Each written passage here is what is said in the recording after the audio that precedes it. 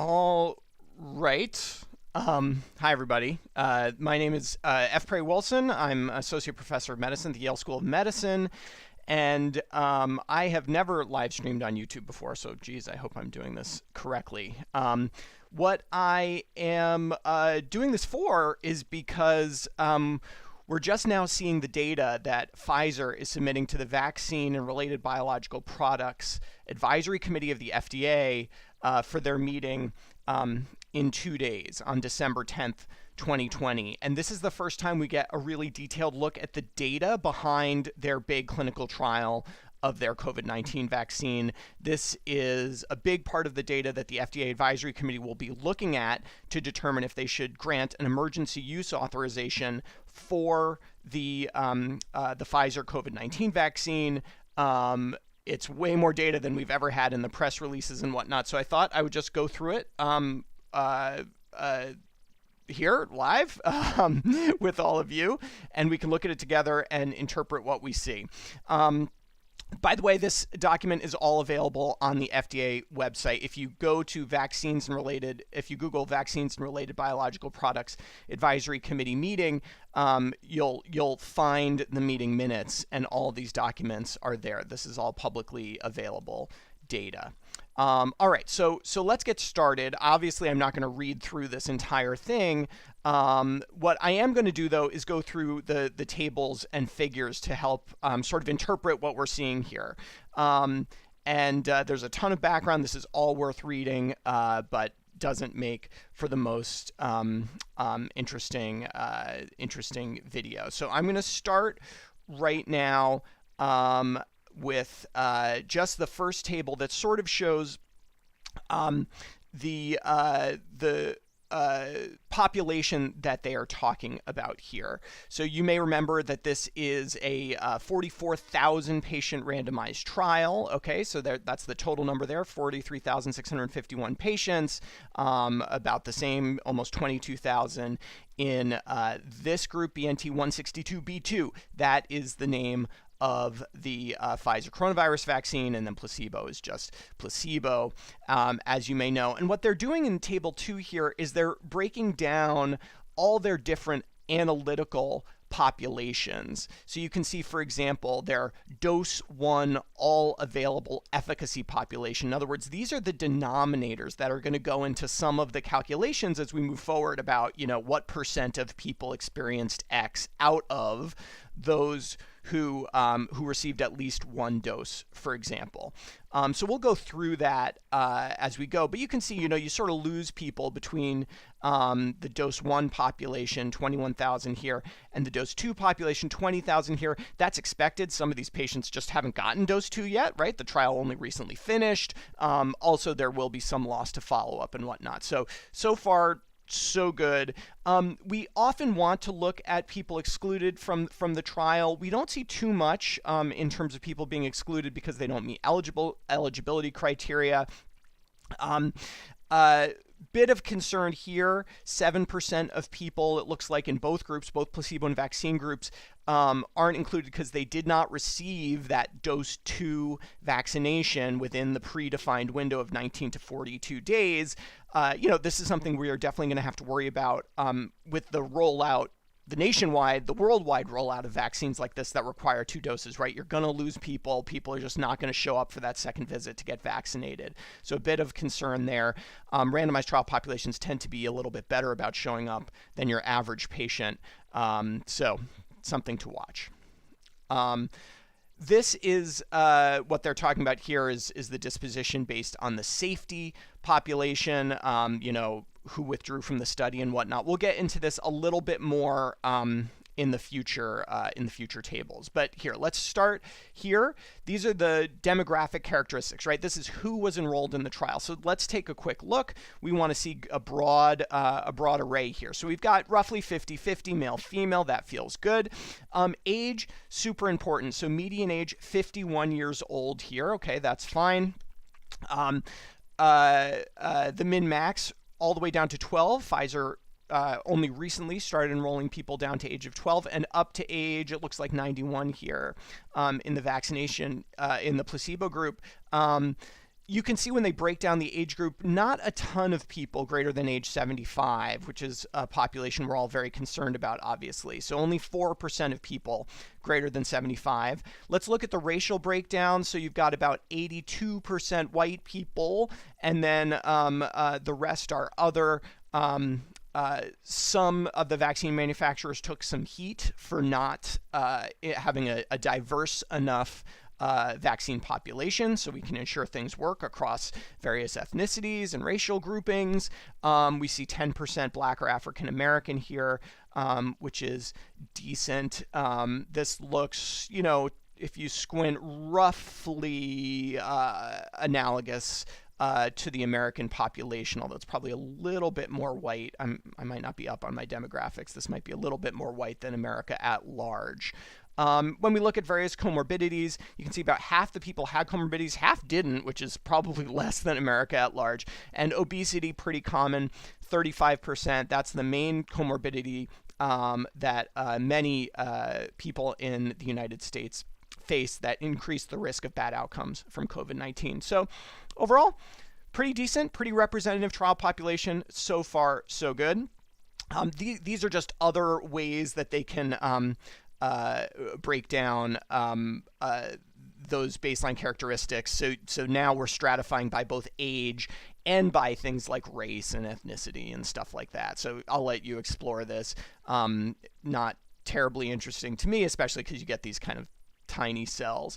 We do get, though, more data on the baseline comorbidities and the evidence of prior SARS-CoV-2 infection. So this is kind of interesting, right? There are people that probably did get infected before. Not a ton. I think this is based on antibody testing. So I don't know, total 3% of people had positive antibodies, still got vaccinated. And I know they actually pull those people out of their analyses sometimes, because as you might expect, if you've already gotten the if you've already been infected, but then you get randomized to placebo, you may still be protected by that old infection. So it makes placebo look better, or in other words, making the vaccine look worse. So they do both of these analyses. We'll see them in a minute.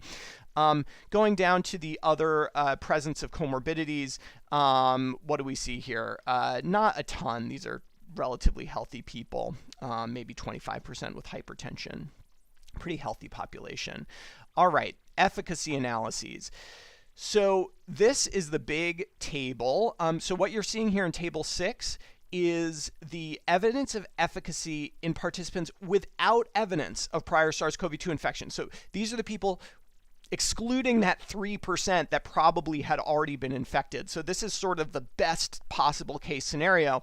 And what you see here is, boom, confirmed COVID-19, 8 cases in the vaccine group, 162 cases in the placebo group. Now, a lot of people have asked me about this. They weren't infecting any of these people. No one was exposed to COVID-19 except how we are all exposed, kind of going through our daily lives. So you would not expect a huge number of people to get infected over the short time period of this trial, particularly if they were staying inside and wearing masks and doing all those things. Nevertheless, huge difference here. 8 versus 162, and that translates into a 95% vaccine efficacy. If you're wondering how that calculation works, I have another video on this channel that says Pfizer vaccine efficacy explained. So that does meet their predefined success criterion. Let's pay attention to the 95% confidence intervals here. This is sort of the range of uncertainty of that 95%. Interpretation of confidence intervals is not straightforward, but we'll just say that that's the range of uncertainty. And what you'll see here is pretty good, right? Even on the low end, we're talking more than 90%. And when they stratified by people 16 to 55 years or greater than 55 years, we're still seeing roughly 95%. Range of uncertainty is going to be much higher because there's less people in this group overall. But still, this looks really good for final efficacy. Now, this is in all the people, including those who, so with and without prior evidence of SARS-CoV-2 infection. So this table is looking at people who, including that 3%, who may have already been infected. So you've got a slightly higher N here, a slightly higher total number of people included in both groups. So just to look at placebo, 20,172 compared to 18,325 up there. And you have 169 cases compared to 162 cases, which should imply that about 7 people who were previously infected or had antibody evidence nevertheless got the infection in the placebo group. So that's kind of interesting. And you still see about 95% efficacy. So, obviously, the more the population has been previously infected, we might expect less dramatic vaccine effects, but things still seem to be pretty good here. All right. Looking now at subgroup analyses of vaccine efficacy. So be careful here. There's not adequate statistical power to get a great estimate here. So what you're seeing is, again, there's our overall 95% vaccine efficacy. We like that. That's pretty good. And then they're going to break it down by age group. And so look at this. Look at the 16 to 17-year-olds. So you've got no infections in the vaccine group and a whopping one in the placebo group for 100% efficacy. But look at the range of uncertainty. That's a nonsensical range. I don't know how you could have, well, I guess you could have negative efficacy if the vaccine gave you the infection or something. That's not what's happening here. This is just because there's only one case. So there's no way to make a precise statistical estimate. This is obviously good though, right? Like we see no cases in the vaccine group and one in the placebo group. And then when you start getting more cases, you can be more precise. I'm encouraged a bit by this 0 cases in the greater than equal to 75 and 5 compared to 5 in the placebo group. You can see that translates to 100% efficacy, but a huge window of uncertainty. This, in fact, is not even statistically significant difference. This could have just arisen by chance. But taken into the context, with the context of all the other data, like I certainly feel better than if it were 5 in the vax group and 0 in the placebo group, right? Like we'd be a little more concerned, even if it didn't achieve the classical definition of statistical significance. Their definition of who's at risk has to do with comorbidities and stuff. And you can see, 95, 95. Now they're dividing by age group and years at risk. Obesity, are we worried if people are very heavy that maybe the vaccine isn't going to be as effective? Maybe they need a higher dose. No real evidence of that there. We're still seeing close to 95%. This is age group and obesity. I'm not going to worry about that. Men and women, no real difference there between in overall efficacy. If we look at ethnicity, Hispanic versus non-Hispanic, pretty much straight up 95% efficacy. And let's look by race. So you don't have a lot of Asian people in the study. Big window of uncertainty for efficacy here. Black or African American, pretty big window of uncertainty, but again, 0 cases in vax, 7 cases in placebo. That's pretty good. Multiracial, we just have 1 case in each, so really hard to interpret that, and then not reported. Again, not many cases here. And here's the sort of interesting thing, efficacy and positive SARS-CoV-2 status. So I guess my back of the envelope calculation was incorrect. They had 1 case that developed in someone who had prior COVID-2 infection and 1 in the vax group and 1 in the placebo group. Not enough to make any real estimate here. There's just such a vanishingly small number of people who had prior SARS-CoV-2 infection before they entered the trial. So it's hard to know what to make of that. An unknown here. We've got 0 here and 4 here. So those are your subgroup analyses.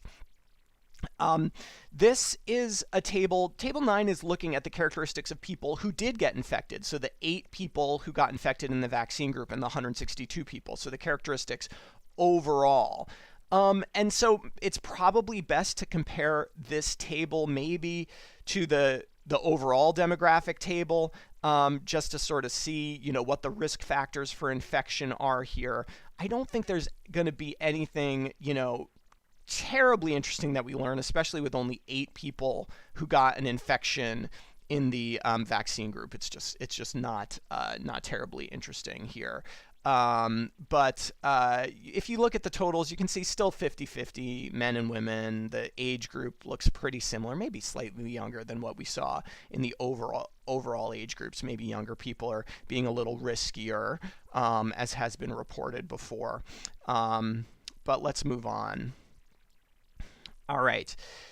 Vaccine efficacy, first COVID-19 occurrence from 7 days after dose 2 by comorbidity status among participants without evidence of infection. So this is, again, subgroup analysis looking at comorbidities, and you can see pretty good efficacy in patients without comorbidities, pretty good efficacy in patients with comorbidities, and then they're breaking down into like specific comorbidities where there's very small numbers of patients, so hard to know. The only one I was particularly watching out for was this one, obesity, one of the more common comorbidities, and again, great efficacy. There's hypertension, 95%, and diabetes, 95%. Obesity, hypertension, diabetes, major risk factors for severe COVID-19 infection.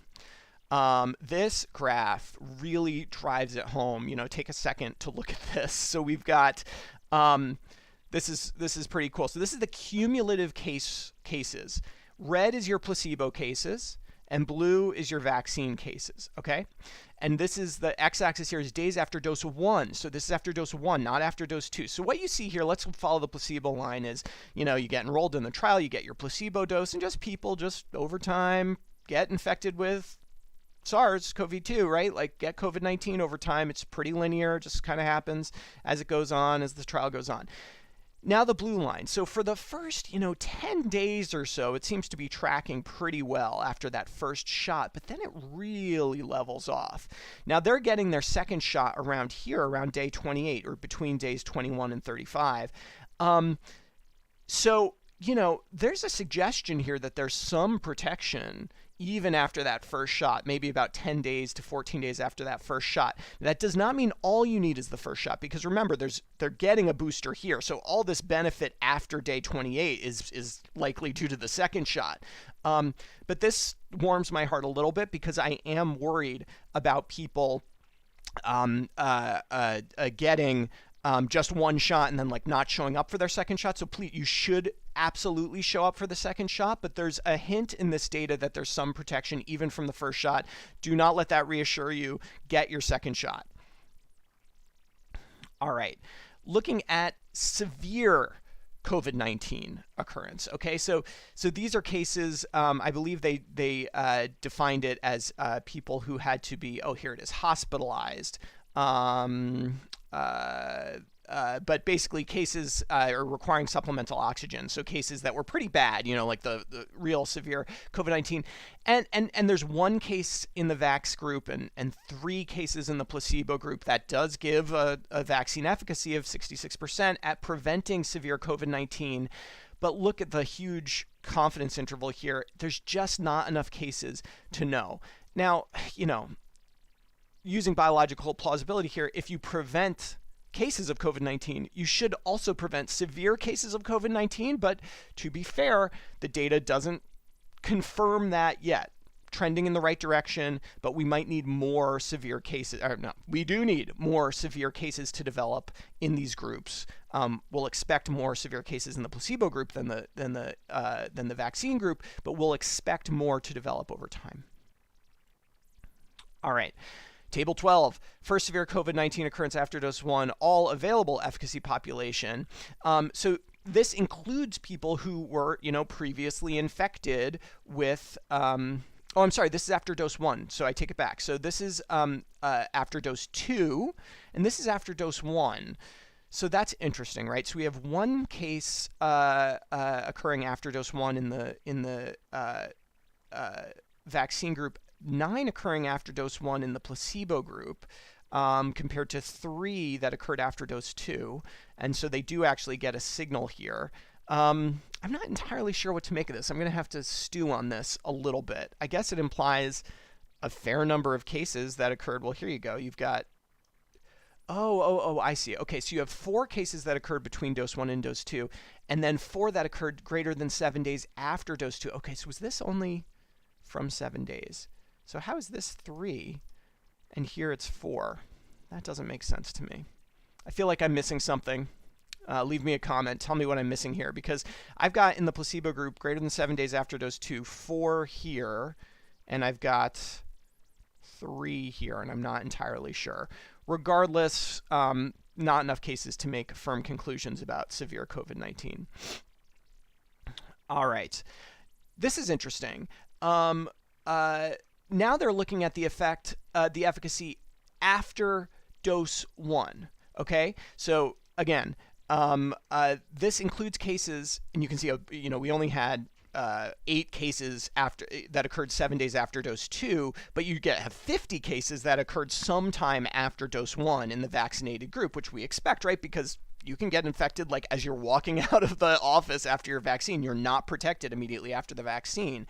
And so you see more cases here, more cases in placebo for an overall vaccine efficacy of 82%. That's still pretty darn good. This does not mean that one dose has 82% efficacy. It does not mean that at all, because most of these patients went on to get a second dose anyway. And we know that, 9 of those people got infections then. In other words, I'm really concerned people will take this to mean like, oh, I'm 82% protected even after one dose. That's not true, because this includes cases that will develop over time, and it assumes that you're going to go ahead and get that second dose. Nevertheless, you've got 39 cases arising after dose 1 and before dose 2 versus 82 for 50% efficacy. This could potentially give some evidence to suggest that you get some efficacy after dose 1. I think we could consider that a little bit, but clearly this is not as good, right? Like we want, we really do need those 2 doses to happen. All right, now we're into something that we really wanted data on, the safety events. So let's talk safety. So we've got a bunch of different categories here. So an unsolicited adverse event. Adverse event is anything that goes wrong, okay? Unsolicited means the participant in the trial brought it up. They weren't asked about it. And this is within 30 minutes after the doses. So just within 30 minutes, about the same in the placebo and vaccination arm here. Okay. Solicited now within 7 days. So this is the investigator saying, hey, do you have an injection site reaction? And you can see here, look at this, 78% for both doses now. 78% in the vaccine group compared to just 10% in the placebo group. So yes, this vaccine gives you an injection site reaction if you ask the participant about it. What about systemic adverse events? Those are things like fever and muscle aches and fatigue and stuff. 60% in the vaccine group, 30 to 40% in the placebo group. So yes, again, this looks very likely. We've heard this before, right? People are going to get fevers. People are going to feel a little sick after the vaccine. It looks, if I squint a little bit, maybe the numbers are a bit higher after dose 2 than dose 1, but again, you're seeing it after both doses. Unsolicited non-serious adverse events from dose 1 through 1 month after dose 2. So this is not solicited. They're not asking you, are you feeling okay? You are telling them. And again, 27% versus 12.5%. 27% is pretty high. That's the participant themselves reaching out and saying, man, I don't feel very good. Most of these are not SAEs, serious adverse events. Those are adverse events that are going to cause a significant disruption in your life, like you need hospitalization or you need additional testing to confirm that things are okay. Pretty darn rare, 0.5% compared to 0.4%, numerically higher in the vaccine group, but not terribly concerning here. And now they're breaking it down from dose 1 through the cutoff date, so pretty similar, low rates of serious adverse events, even if looking at all enrolled, you see similar numbers in placebo. 2 deaths in the vaccine group, 4 deaths in the placebo group. And we'll look at that in a second. All right.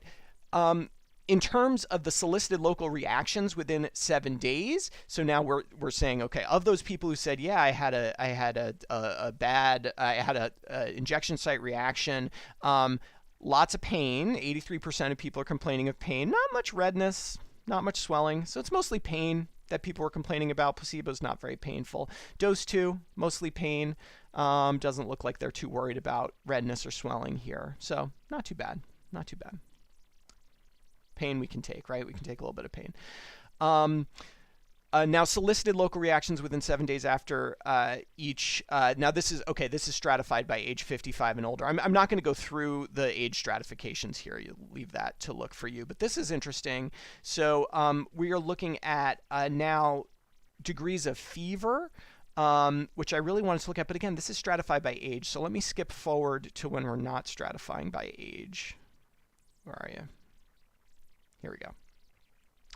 So table 19 gets the closest we have to this. What we have is unsolicited. So you are telling the participant is telling the study coordinator that they're not feeling well from dose 1 to 1 month after dose 2. And so basically we want to look at the breakdown here. So injection site pain, 11% versus 1.5%. This is so much lower than solicited, the 70% that's solicited, because this means the participant had to call and say, it really hurts. Like, it's bad enough that they reach out. So definitely pain. 5% fatigue, 6% pyrexia, that's fever, 5% chills, 2% that this is going to be general pain. Here's muscle aches, joint aches, bit of headache here. Not too much GI stuff compared to placebo. So not bad. It looks like at least things that are bad enough to make you call the study people about 20% of the time. It's not the gentlest vaccine in the world, but not too bad. And this is stratifying again by age, which I'm just going to skip. I briefly looked through those, and they're pretty similar in all the age groups. It doesn't look like old or younger people are at like particularly more risk of these adverse events. All right. We have, as I said, 6 deaths. And there's only one thing that caught my eye here. So in the vaccine recipients, they're both greater than 55 years of age. One experienced a cardiac arrest 62 days after vaccination number 2. So that's just not associated, I don't think. Died 3 days later. The other died from arteriosclerosis 3 days after vaccination 1. I don't know what that means. I mean, I know what arteriosclerosis means. It means hardening of the arteries, but you don't generally die from that, right? You die of like heart attack or stroke, and I'm not sure why they're not giving us that information. This is obviously more proximate in time to vaccination 1, but it's a huge trial. Like, people are going to die, and of course we see that in the placebo group too. 1 death from heart attack, 1 death from stroke, and then 2 deaths from unknown causes, mostly in the older age group. They say all deaths represent events that occur in the general population of the age groups where they occurred at a similar rate. There's basically saying like, hey, you enroll 44,000 people, someone's going to die, and that is true. But nevertheless, we should keep an eye on this, and I'm curious about that arteriosclerosis finding there. In terms of non-fatal serious adverse events, the only one that was kind of interesting is this appendicitis. Look, appendicitis, 12 participants, 8 in the vaccine and 4 in placebo. That's a vanishingly small number in a trial of 44,000 people. Nevertheless, appendicitis is something that you sort of think about when you're thinking about immune reactions. There's lymphoid tissue in the appendix. Like, is it possible that, the lymphoid tissue kind of swells a little bit in reactions to the vaccine might predispose people to appendicitis? Like, maybe. Certainly this is not compelling, enough data to like freak out about. But it's something we should watch as the rollout happens. Like, are we going to see a little bump in appendicitis? Let's keep an eye on that. Otherwise, not too much. So I'm going to stop there for now, folks. Thank you very much for joining me on my first live stream. I hope I did it right, and I hope this was helpful. And I'm supposed to say if you like looking at data and interpretation of medical studies, you should subscribe and like the channel and turn on your notifications. I do stuff like this about once a week, bringing up a new medical study that's coming out and just walking through what the data shows and how we should interpret it. So thanks so much, and I'll